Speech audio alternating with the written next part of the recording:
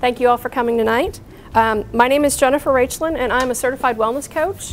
I am also a Tai Chi instructor, and I am a raw foodist, which is what brings me here tonight. Many of you are probably going, okay, what the heck is a raw foodist? A raw foodist is an individual who is an enthusiast for the eating raw concept. And most people, when I talk about eating raw, they say to me, oh gosh, I would never eat raw meat.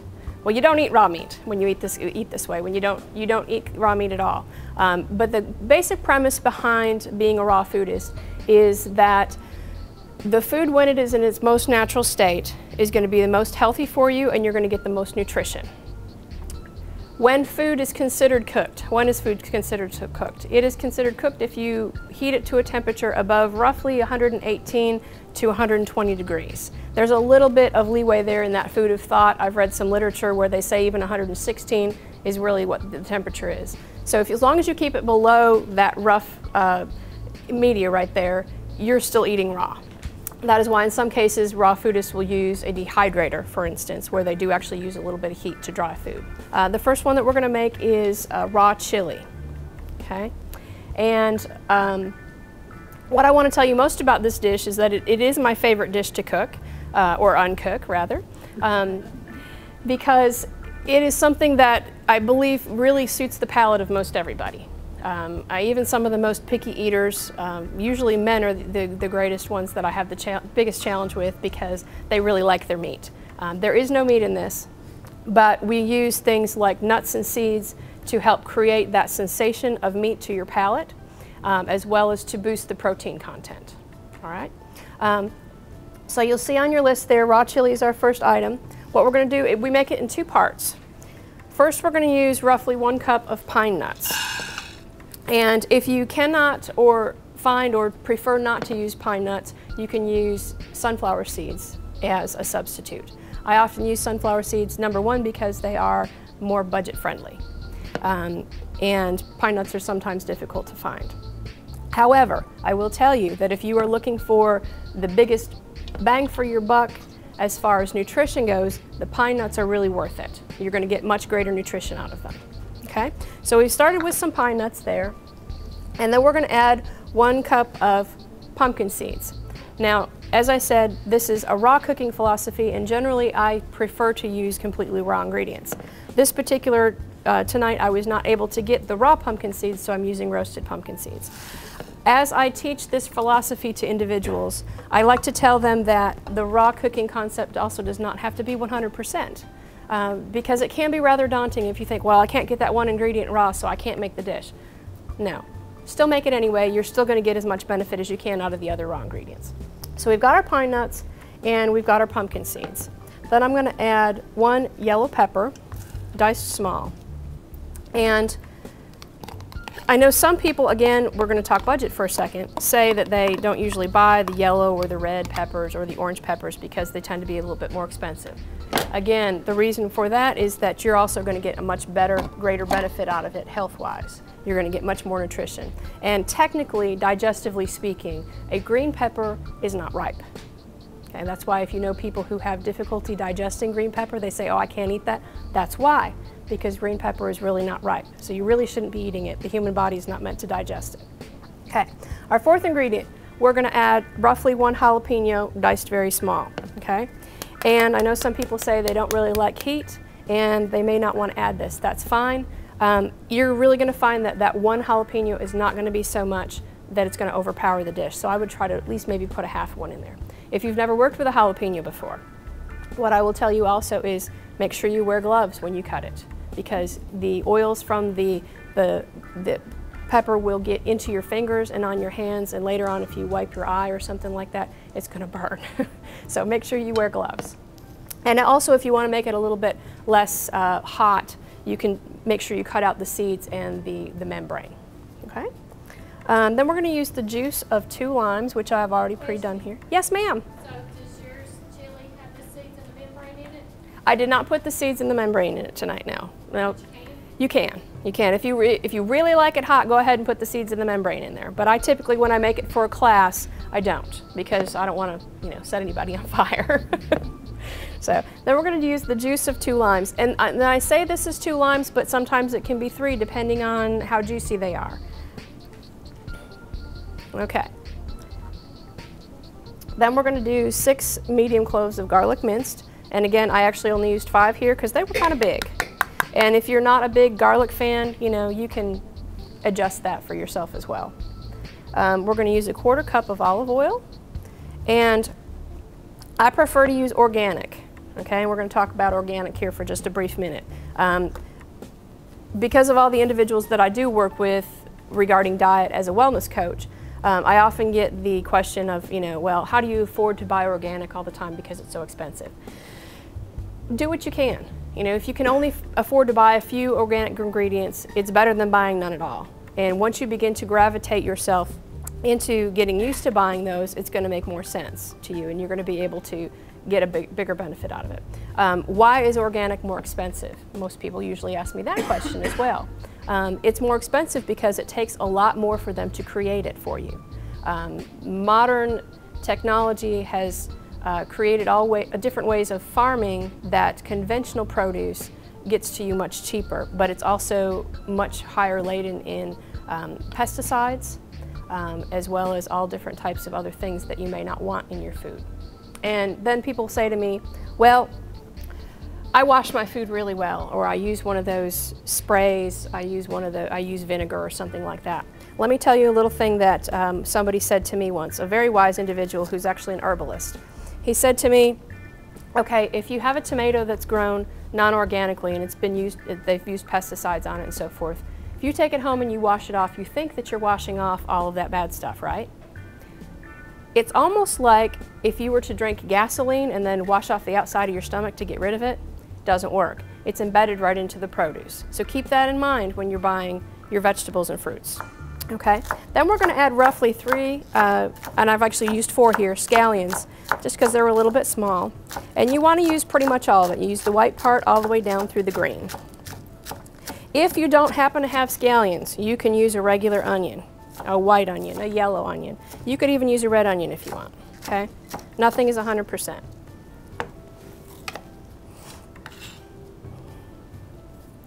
Okay, and then we're going to start adding some spices. This is where it gets fun and interesting.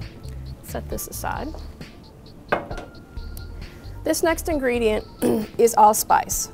Okay, typically allspice is something you use for what? Baking, right? Okay, I encourage you to make sure that you do not leave this out. It will not taste the same. You will not get the same enjoyment out of this dish if you don't add this. So this is the first half of the dish. I'm just going to mix it around. And at this point, you would simply take it and set it aside in your refrigerator and let it refrigerate for roughly 1 hour. Okay. Any questions so far? Okay, excellent.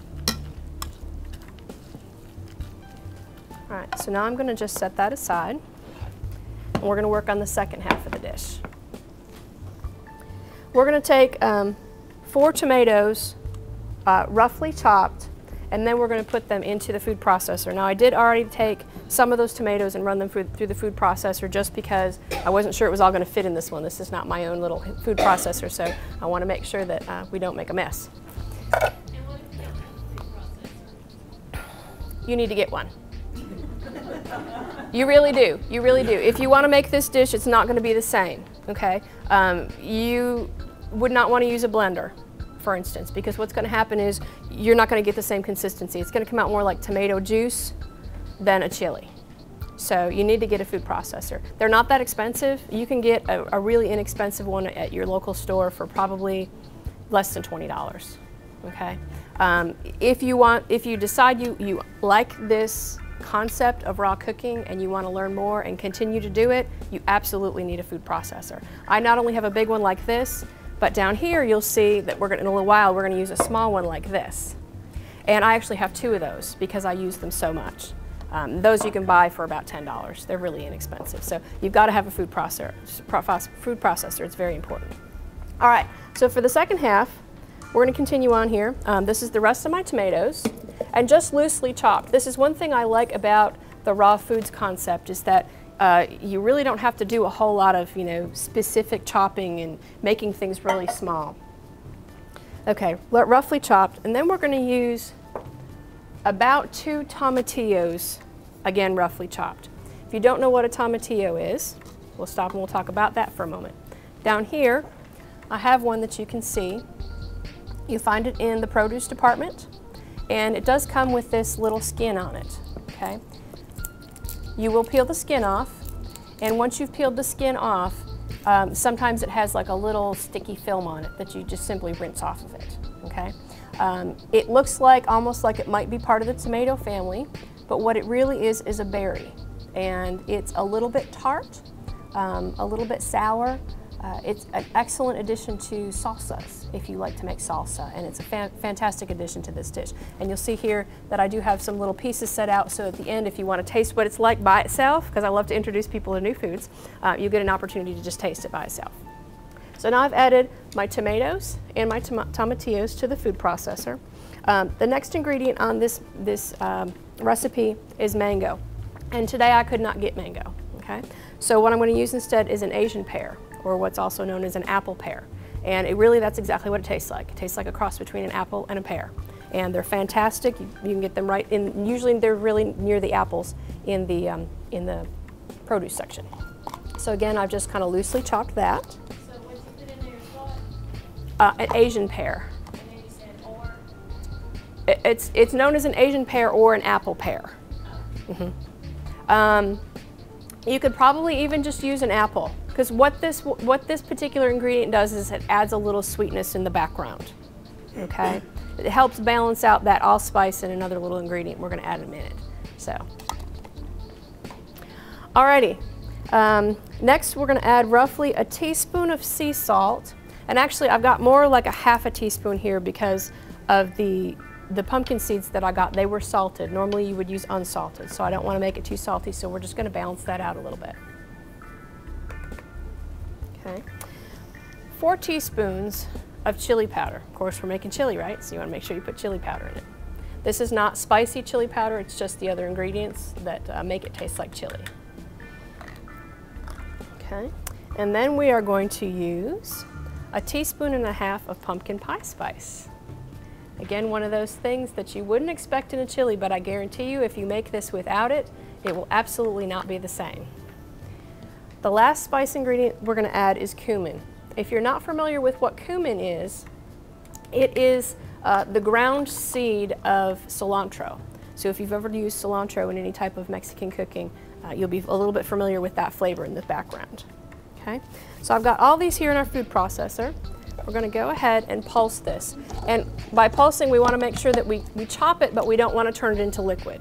So for the moment here, I'm going to make a little bit of noise.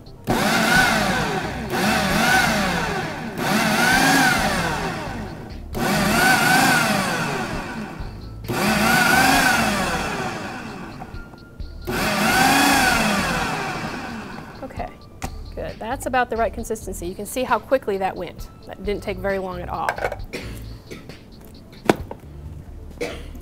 And then I'm just going to add this to the rest of my tomatoes that I chopped earlier.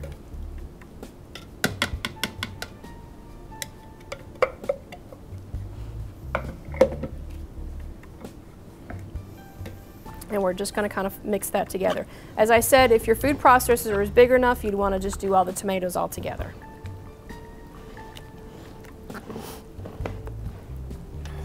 It's already looking pretty tasty. What do you think? Good. All right, now we've got the 2 halves of our dish. And what's the next part? Well, we're just simply going to add them together. And I will tell you, this is one of those dishes that when it sits overnight, it gets even better. So, but it's also one of those dishes that, because it is raw, all your ingredients are very fresh. So it's not going to last that long in your refrigerator, all right? I believe I've got on the recipe roughly 1 to 2 days. I've actually kept it in my refrigerator up to 4 days if my ingredients are really fresh. But it freezes wonderfully, so you could mix this together and freeze it.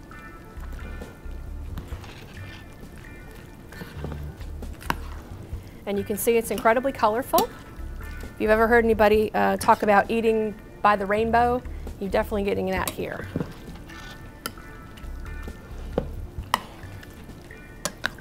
Okay. And that's the dish. It's really just that simple.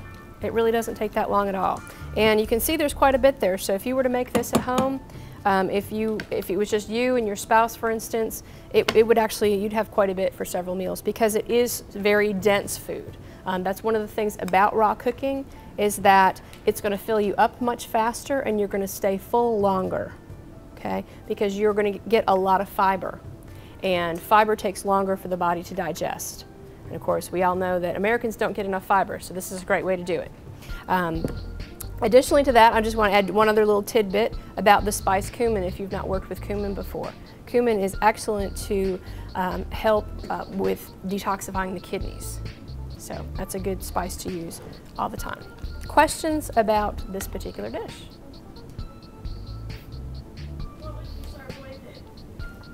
What will you serve with it? Well, that depends on how raw you want to get. If you want to just go semi-raw, which as I said is okay sometimes, you could serve it with regular tortilla chips, or maybe you get some organic tortilla chips. I personally, sometimes I've served it with some sort of a roll-up, you know, using a tortilla and you know, putting some lettuce and tomatoes and that sort of thing in it.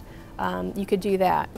I also make what is called real toast crackers, which is a kind of like a dried flatbread that you make in the dehydrator. And it uses wheat berries that you sprout, as well as some flax seeds and a bunch of other ingredients, and then you layer it out on the dehydrator and you let it dry, and then it breaks up. It's wonderful to dip in this. I'm one of those people, you know, I kind of like to dip into it. So that's a good. You could serve just about anything else with it though that you would serve with regular chili if you wanted to.